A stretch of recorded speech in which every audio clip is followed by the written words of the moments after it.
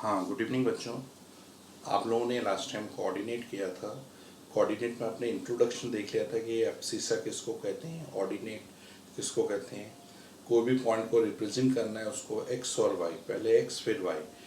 X axis में जितने भी पॉइंट्स होते हैं उनको हम एक्स कोमा ज़ीरो से रिप्रेजेंट करते हैं। पॉजिटिव है तो प्लस एक्स कोमा ज़ीरो और नेगेटिव साइड हो तो माइनस एक्स कोमा ज़ीरो। ऐसे वाई एक्सिस में कोई भी पॉइंट होता तो zero comma y, zero comma y, ऊपर साइड जीरो प्लस वाई में और नीचे जीरो माइनस वाई में।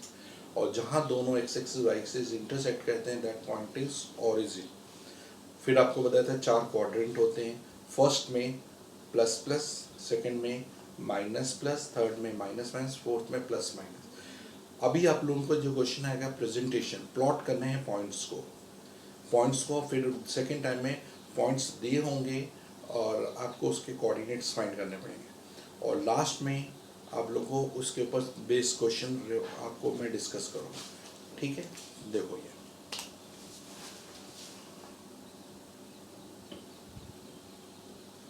क्लास 9।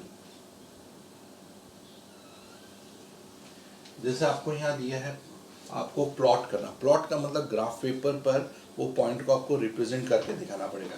जैसे आपको ग्राफ में आपको 2,5 को रिप्रेजेंट करना है तो आप पहले ही ग्राफ पेपर बना दो। ये लिया अपने ग्राफ पेपर, यहाँ 0 1 2 3 4 5 6 -1 -2 -3 -1 2 3 4 5 6 7 -1 -2 -3 -4। या अब ग्राफ में आपको 2,5 को रिप्रेजेंट करना है। सबसे पहले एक्स एक्सिस का 2 कहाँ पर है, ये रहा। पहले ये मैंने बताया एक्स और ये वाई, एक्स का 2 और वाई का 5 है तो इसी पर आपको पैरेलल टू मतलब इसके ऊपर ही सीधा सीधा चलना है, टेढ़ा नहीं चलना, ऐसे नहीं, सीधा स्ट्रेट। जैसे आप चेस में हाथी चलता है ना स्ट्रेट, वैसे। तो यहाँ का जैसे 5 आएगा वहाँ पर रोक देना। ये 2 और ये ऊपर जा रही थी वाई के पॉइंट आपका 5 के सामने रोक देना। तो ये कॉमा 2,5 रिप्रेजेंट हो गया। आपको रिप्रेजेंट का 4,-3। चलो इस पॉइंट को हम ए से रिप्रेजेंट, तो ये वर्टेक्स ए हो गया। इसको बी से रिप्रेजेंट किया। 4 कहाँ है पहले एक्स एक्सिस में, 4 ये रहा। -3 है तो माइनस है तो नीचे -1 -2 -3, बिल्कुल -3 के सामने ही जाना है। तो आप ढूंढो तो ये आपका बी पॉइंट आया 4,-3। समझ आ गया वर्टेक्स। इसी में आपको ढूंढना है -5, -7, -5, -7 सी वर्टेक्स। तो सी वर्टेक्स अपने -5, अब देखो यहाँ है नहीं, इसको एक्सटेंड किया आपने और यहाँ पर -5 -6 -7। अब -5 ये था, -7 इसी लाइन पर आप नीचे गए, ये आ गया आपका -5, -7 सी वर्टेक्स। क्लियर हो गया। अब फिर आपको फाइंड करना है 7, -4 डी वर्टेक्स। 7, -4। अब इसमें 7 यहाँ पर जाना है, 6 7 7 पर जाके -4 नीचे, -1 -2 -3 -4 -4 के सामने आके रुक जाओ। तो ये है 7, -4 डी वर्टेक्स। तो इससे आपको प्लॉटिंग करने का जो आपने लास्ट टाइम किया था वही सेम है, लेकिन उसमें आप फर्स्ट क्वाड्रेंट में करते थे, इसमें आपको चारों क्वाड्रेंट में या एक्स एक्सिस या वाई एक्सिस सब में रिप्रेजेंट करना है। जैसे अब यहाँ पॉइंट है आपका -3, -2 -3 एक्स का पहले एक्स फिर वाई +2 यहाँ।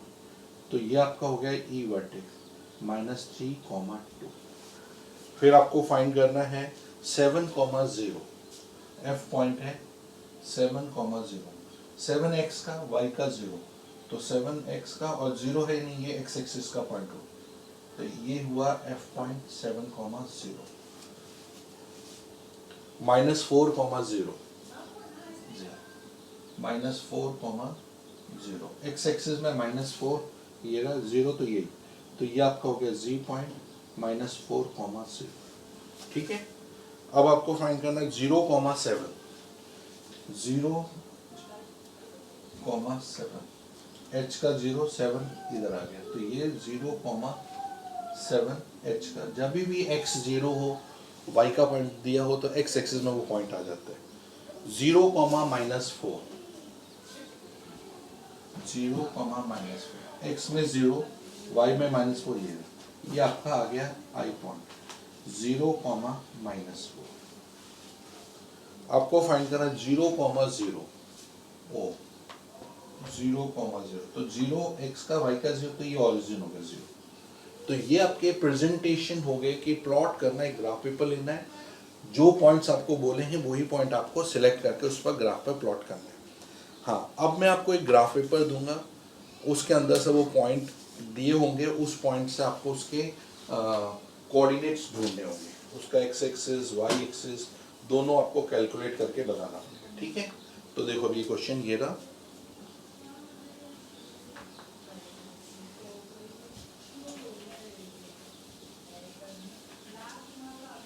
प्लॉटिंग तो आपको आ गया, अब देखो ग्राफ में पॉइंट्स दिए हैं, तो उसके कोऑर्डिनेट्स कैसे ढूंढने हैं वो आपको कैलकुलेट करना है।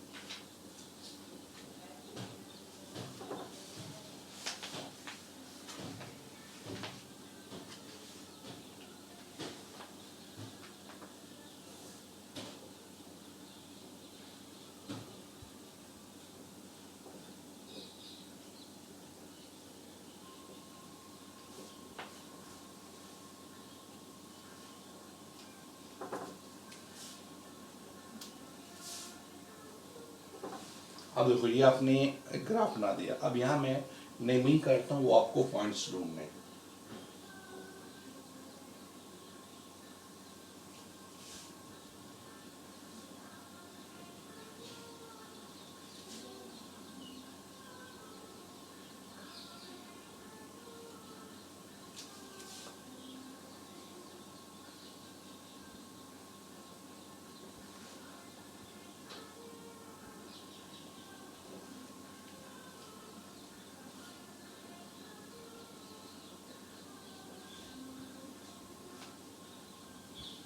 बस ये आपके पॉइंट्स हैं जिसको आपको फाइंड करना है। ए वर्टेक्स, आपको ए वर्टेक्स के कोऑर्डिनेट देखोगे, एक्स एक्सिस में है, तो ए का आपका 3,0, तो आपने ए के वर्टेक्स ढूंढे 3,0। फिर बी वर्टेक्स, बी आपका है यहाँ पर, तो वाई का पॉइंट है, तो वाई में x0, तो 0,3। सी वर्टेक्स, सी वर्टेक्स है एक्स एक्सिस का नेगेटिव साइड, तो -3,0। D vertex, D vertex y axis में नेगेटिव साइड में, तो x का पॉइंट तो वैसे 0, 0,-5। E vertex, E vertex first quadrant में, ई का x कोऑर्डिनेट पहले ढूंढा 2, y कोऑर्डिनेट ढूंढा 2, तो ये आया 2,2। एफ वर्टेक्स, देखो अगर नहीं पता चला तो x में कितना आ रहा है, y में कितना आ रहा है, ये चेक करना। फिर है एफ वर्टेक्स, एफ ये रहा, तो इसका x कोऑर्डिनेट देखो, x एक्सिस में कितना आ रहा है और y एक्सिस में कितना आ रहा है, तो -2,5, -2,5। अब है आपका जी वर्टेक्स, जी का x कोऑर्डिनेट देखो -4 आ रहा है और y कोऑर्डिनेट -3, तो -4, -3 जी आ गया। अब इसके बाद आपको ढूंढना है h कोऑर्डिनेट, h का अब देखोगे x कोऑर्डिनेट 3 है, y कोऑर्डिनेट -5, तो ये आ गया h का 3, -5। तो इस तरह से आप सारे वर्टेक्स, मतलब सारे जो दिए हैं पॉइंट, उसके कोऑर्डिनेट कैलकुलेट कर सकते हो। क्लियर हो गया? अब इसके बाद है कि अगर मैं ये बोलूँ इनके क्वाड्रेंट पता करना है, तो आपको पता है ये एक्स एक्सिस का है, ये वाई पॉजिटिव वाई एक्सिस, ये negative x axis, negative y axis, ये आपका फर्स्ट क्वाड्रेंट दोनों प्लस हैं, minus plus second quadrant, third quadrant, fourth quadrant, ऐसे आप क्वाड्रेंट भी पता कर सकते हो, एक्स एक्सिस वाई एक्सिस भी पता कर सकते हो। ठीक है, तो ये तो हो गया आपका। हाँ, जैसे एग्जाम में बोल रहे हैं कि जो आपका ई वर्टेक्स उसका ऑर्डिनेट क्या है, तो पहले ई वर्टेक्स के कोऑर्डिनेट अपने 3 2 2 ढूंढे।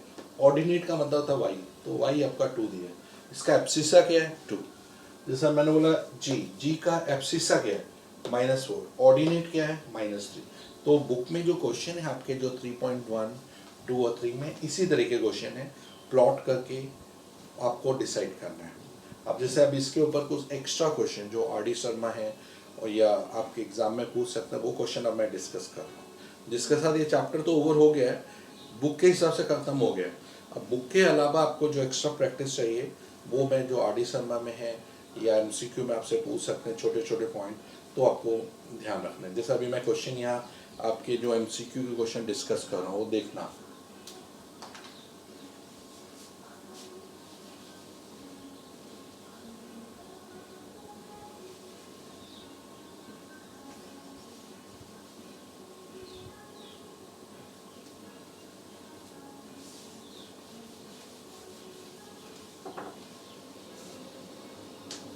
जैसे आपको दिया है कि पॉइंट्स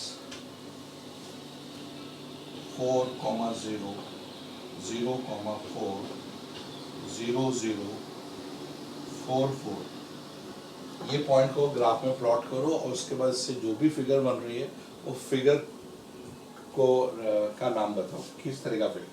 4 4 आ गया, यहाँ 0,4 आ गया, 4 4।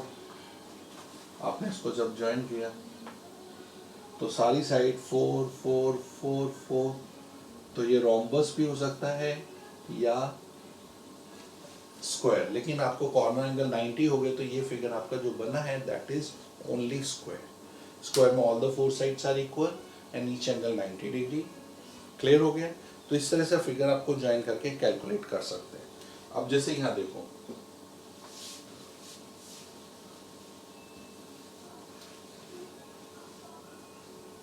आपको बोला है कि एक पॉइंट मैंने दे दिया 3,4, अब 3 ये रहा, 4 ये रहा, यहाँ पर लिख दिया हमने 3,4, 4 के सामने और 3 के सामने, तो ये कॉमा ये जो पॉइंट हुआ ये 3,4 आ गया। अब इससे पूछें इसका x एक्सिस से डिस्टेंस कितना है, find the distance of this point from x axis. अगर आप x एक्सिस से देखें तो यहाँ से आपने डिस्टेंस देखा तो ये, और ये आपका क्या है y एक्सिस है, तो ये डिस्टेंस आपका 4 हो गया। अब इसी पॉइंट का डिस्टेंस आपको एक y एक्सिस से देखना है, तो y एक्सिस से आपने यहाँ गए तो ये जो डिस्टेंस है वो हॉरिजॉन्टल है, हॉरिजॉन्टल कितना है 3, तो ये y एक्सिस से डिस्टेंस 3, x एक्सिस से 4। कभी बोले find the distance from x axis, तो आपको x एक्सिस में हमेशा ये डिस्टेंस होता है x एक्सिस का, ये डिस्टेंस होता है y एक्सिस। जो उसका x कोऑर्डिनेट होता है वो x एक्सिस से x कोऑर्डिनेट वो y एक्सिस से डिस्टेंस है, और y कोऑर्डिनेट वो x एक्सिस से distance. Distance of this from point from x axis, x axis से कितना है 4, y एक्सिस से कितना है 3, और ओरिजिन से कितना है, ओरिजिन से इसको ज्वाइन किया तो ओरिजिन में आपको पता है ये 3, ये आपका डिस्टेंस कितना 3, ये 4, तो Pythagoras theorem under root 4 square plus 3 square 16 plus 9 root 25, यानी ये 5। तो ये जो डिस्टेंस ओरिजिन से है वो क्या करो, इन इसका स्क्वायर उसका स्क्वायर निकाल के प्लस करके इसका रूट निकालोगे तो वो डिस्टेंस फ्रॉम ओरिजिन अपने आप ही निकाल आएगा। समझ में आया। जैसे अभी दूसरा क्वेश्चन लेते हैं, मान लो आपको डिस्टेंस बोला है -1 -3 का पॉइंट लिया है, -1 ये रहा, -3 ये रहा,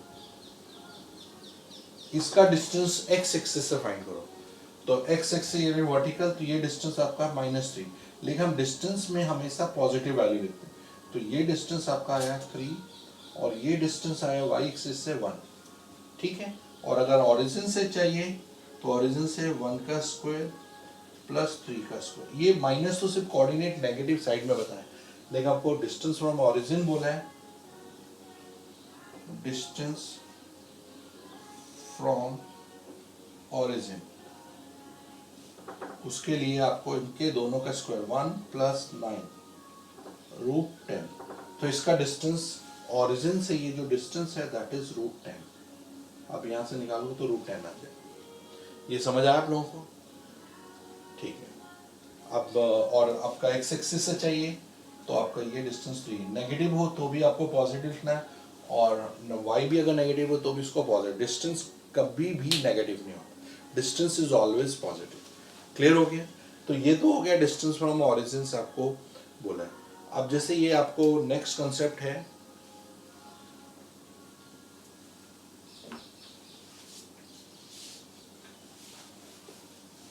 रिफ्लेक्शन।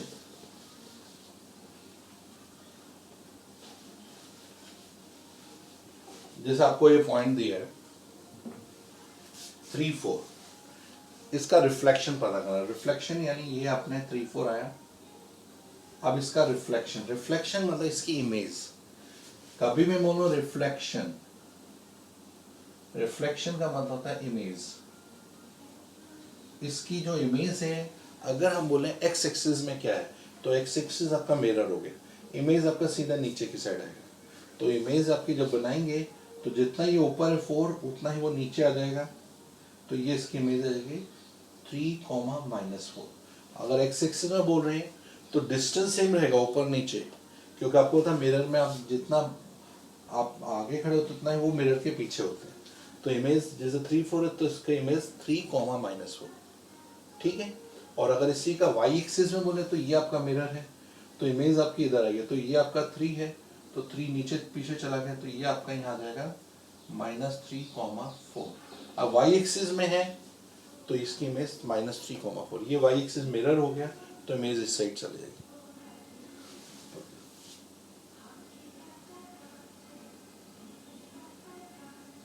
थोड़ा सा ऊपर